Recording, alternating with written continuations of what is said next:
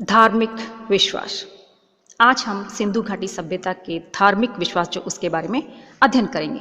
सबसे पहली बात आती है कि हड़प्पा सभ्यता के निवासियों के धार्मिक विश्वास जो उसके बारे में भी निश्चित रूप से कुछ भी नहीं कहा जा सकता, क्योंकि अब तक जितने भी उत्खनन कार्य हुए हैं उसमें ऐसा कोई भी अवशेष नहीं मिला है कि जिनके विषय में हम ये निश्चित रूप से कह सके कि ये स्थान देव स्थान या देव मूर्तियों का रहा होगा। फिर भी खुदाई में प्राप्त बहुत सारी मूर्तियां, ताबीज, मोहर आदि जो है उनके भी आधार पर हम उनके धार्मिक विश्वास जो उसकी जानकारी प्राप्त कर सकते हैं, जिसमें सबसे पहला आता है मातृ देवी की पूजा।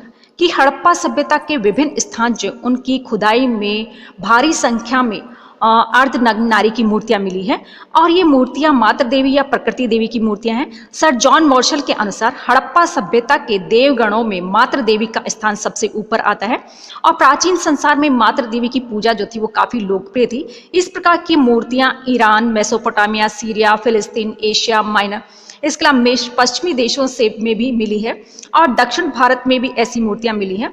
ऋग्वेद काल में भी आद्य शक्ति या प्रकृति, पृथ्वी अथवा अदिति के रूप में मातृ पूजा जो उसका उल्लेख मिलता है और मातृ देवी को पशु बलि अथवा नर बलि जो वो भी दी जाती थी। और इस बात की भी संभावना है कि कालांतर में मातृ देवी की इस उपासना से शक्ति पूजा की परंपरा जो उसका विकास हुआ होगा। इसके अलावा मातृ देवी की मूर्तियां प्राय नग्न अथवा अर्धनग्न अवस्था में मिली है और मूर्ति की कमर में पटका और मेखला, गले में गुलबंद अथवा हार, कानों में कर्णफूल और हाथों में चूड़ियां आदि अंकित है। और कुछ मूर्तियों में जननी का रूप जो वो भी दिखाया गया है, जिनमें शिशु को स्तनपान करते हुए दिखाया गया है। एक नारी मूर्ति के गर्भ से एक वृक्ष निकलता हुआ दिखाई दे रहा है, संभवतः वह वानस्पति जगत की देवी का प्रतीक है। और एक अन्य मूर्ति में शीश पर एक पक्षी पंख फैलाए बैठा है। और इन सब बातों से पता चलता है कि हड़प्पा सभ्यता में मातृ देवी को संपूर्ण विश्व की सृजक, पालक और पोषक के रूप में माना जाता था। और पीपल की दो शाखाओं के बीच में एक मातृ देवी की मूर्ति का चित्रण मिलता है और इस मूर्ति के सामने एक पुजारी बलि का बकरा लिए है और मूर्ति के निचले भाग में अनेक खड़े व्यक्ति उस बलि समारोह में भाग लेने वाले प्रतीत होते हैं। और बहुत सी मूर्तियों के दोनों ओर दो प्याले अथवा दीपक है और इन मूर्तियों के अग्रभाग पर धुएं के निशान है। इससे कल्पना की जाती है कि इन प्यालों में तेल अथवा धूप जो जलाया जाता होगा। दूसरा आता है परम पुरुष की उपासना। हड़प्पा की खुदाई में एक मुद्रा मिली है और इस मुद्रा पर एक नग्न व्यक्ति जो योग मुद्रा में बैठा है और इस व्यक्ति के 3 मुख है। उसके मस्तक पर सिर स्त्राण के दोनों ओर 2 सिंह और दूर से देखने पर जो कि त्रिशूल के जैसे दिखाई देता है। और इस व्यक्ति के बाईं ओर एक गैंडा और एक भैंसा है और दाईं ओर एक हाथी और एक व्याघ्र है और आसन के नीचे एक हिरण बैठा है और मुद्रा के ऊपरी हिस्से पर 6 शब्द अंकित है। यदि इन्हें पढ़ लिया गया होता तो जाहिर है इनका समीकरण करने में कोई भी कठिनाई नहीं होती, परंतु हड़प्पा लिपि को अभी तक ठीक से नहीं पढ़ा जा सका है। फिर भी इन सभी विशेषताओं के आधार पर बहुत से विद्वान जो उनका मानना है कि मुद्रा पर अंकित चित्र भगवान शिव का है और उनके अनुसार शिव को योगीश्वर, त्रिशूलधारी, पशुपति, त्र्यंबक, त्रिनेत्र आदि कहा जाता रहा है। और खुदाई में एक अन्य मुद्रा भी मिली जिस पर एक योगासीन व्यक्ति का चित्र है और चित्र के दोनों ओर एक एक नाग तथा सामने 2 नाग बैठे हैं। और विद्वानों का मानना है कि नागों से घिरा हुआ योगी का यह चित्र भी भगवान शिव का ही है, क्योंकि वे भी अपने गले में नाग धारण करते हैं। और एक अन्य मुद्रा पर एक धनुर्धारी शिकारी जो उसका भी चित्र पाया गया है। विद्वानों का मानना है कि यह चित्र किरात वेशधारी भगवान शिव का है। जो भी हो, इतना निश्चित है कि हड़प्पा सभ्यता के निवासी एक परम पुरुष की पूजा अवश्य किया करते थे, जो कि आधुनिक धर्म के ही शिव जो उससे काफी मिलता जुलता रहा था। प्रजनन शक्ति की पूजा। कि परम पुरुष और परम नारी के साथ साथ हड़प्पा के लोग प्रजनन शक्ति यानी कि लिंग और योनि जो उनकी प्रतीक जो उनकी भी पूजा किया करते थे। हड़प्पा और मोहनजोदड़ो की खुदाई से बहुत से लिंग मिले हैं और वे सामान्य पत्थर, लाल पत्थर और नीले पत्थर से बने हुए छोटे छोटे आकार से लेकर 4 फीट की ऊंचाई तक के लिंग मिले हैं। और विद्वानों का मानना है कि छोटे आकार के लिंगों की पूजा लोग अपने घरों में क्या करते होंगे और बड़े जो थे उनके मंदिर इत्यादि जो उनमें प्रतिष्ठित किए जाते होंगे। और आधुनिक हिंदू धर्म में लिंग पूजा शायद हड़प्पा सभ्यता जो उसी की देन मानी जाती है। यद्यपि ऋग्वेद में लिंग पूजा का तिरस्कारपूर्ण उल्लेख मिलता है। इसके अलावा बहुत से विद्वान जो उनको ये कहते हैं कि लिंग और योनि का ये उनको पूजा नहीं जाता होगा, बल्कि ये कुछ चीजें जो है यानी कि अन्न वगैरह जो उनको कूटने और पीसने के काम में लिया जाता रहा होगा, जैसा कि आज भी मूसल, लोडे और सिलबट्टे जो उसका हम काम में लेते हैं। इसके अलावा खुदाई में पत्थर, चीनी मिट्टी तथा सीप के बने हुए छल्ले जो मिले जिनके आकार आधे इंच से लेकर 4 इंच तक के हैं। बहुत से विद्वान इन छल्लों को योनि का प्रतीक मानकर यह व्यक्त करते हैं कि ये सिंधुवासी जो थे वो योनि की पूजा करते थे, जबकि अन्य लोग इस बात को नहीं मानते। वो ये कहते हैं कि ये जो है किसी स्तंभ जो उसके आधार रहे होंगे। अगली बात आती है वृक्ष पूजा की खुदाई में प्राप्त बहुसंख्यक मुद्राओं, मूर्तियों और बर्तन व पीपल और बबूल की आकृतियां मिली हैं, और जबकि कुछ पर नीम, खजूर और शीशम के चित्र भी हैं। और विद्वानों का मानना है कि हड़प्पा सभ्यता में वृक्ष पूजा प्रचलित रही होगी। संभवतः इन्हें पवित्र माना जाता था और शायद उन लोगों का विश्वास था कि इसमें देवी आत्माएं निवास करती हैं, और पीपल को सर्वाधिक पवित्र माना जाता था। और एक मुद्रा पर 2 पशुओं के शीश पर 9 पीपल की पंक्तियां अंकित है। एक अन्य मुद्रा पर एक नग्न स्त्री का चित्र है जिसके दोनों ओर एक एक टहनी बनी है, और उसके सामने पत्तियों का मुकुट पहले एक अन्य आकृति का चित्र है। और मार्शल महोदय का मानना है कि मुद्रा में अंकित टहनियां पीपल की है, और एक मुद्रा में सिर पर त्रिशूलधारी लंबे बालों वाला एक पुरुष एक वृक्ष की 2 शाखाओं के बीच नंगा खड़ा है, और उसके सामने लंबे बालों वाला एवं सींगों वाला एक पुजारी हाथों में कड़ा पहने घुटनों के बल बैठा है, और उसके पीछे एक मिश्रित जानवर है। और एक अन्य मुद्रा पर बबूल का वृक्ष अंकित है जिसकी एक बैल रक्षा कर रहा है, और कहीं कहीं पर सर्प या नाग देवता भी वृक्ष की रक्षा करता हुआ दिखाई दिया गया है। और ऐसा पता चलता है कि हड़प्पा सभ्यता के निवासियों में वृक्ष पूजा के 2 रूप प्रचलित थे। एक तो वृक्ष को उसके प्राकृतिक रूप में पूजा किया जाता था, और दूसरा उसको जैसे प्राकृतिक रूप में जैसे तुलसी है, पूजन है, तुलसी इत्यादि जो है। इसके अलावा दूसरा जो है वृक्ष को किसी देवता के रूप में पूजना, जैसे कि पीपल इत्यादि जो उसकी पूजा की जाती थी। और भारत में वृक्ष पूजा की परंपरा भी शायद काफी लंबी समय से है, और यह भी हो सकता है कि सिंधुवासी जो उन्हीं की देन रही होगी। अगला आता है पशु पूजा।